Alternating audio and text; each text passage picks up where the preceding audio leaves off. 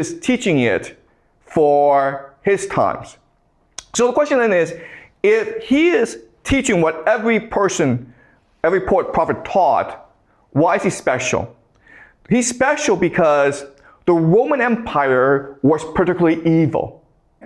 And why did the Romans kill him? The Romans killed him because Jesus was a rebel. He was trying to subvert the natural order, right?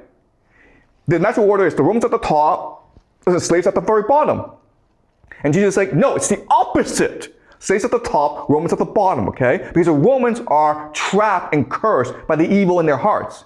Whereas the slaves are free and they can liberate everyone through their compassion, through their love, through their forgiveness, okay? And that's why the Romans saw him as a threat.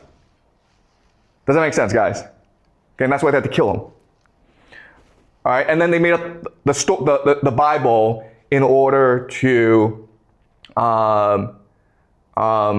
justify what they did, okay? Because as we discussed in the last class, that's what Romans do, okay? They do evil, and then they get the Greeks or the Jews to write the history to explain why it was good, okay? So in other words, and this is something that I will discuss next class, is, all right, and I know this is hard to understand, but I'll explain it next class, is this story, guys, it was the Romans who wrote this story, okay? Because as you can see, this story conveniently excused the Romans from all blame, even though it's the Romans who killed Jesus, and it puts all the blame on Jews, okay? That's the intention of the Bible, right? So Christianity is not an invention of Jesus.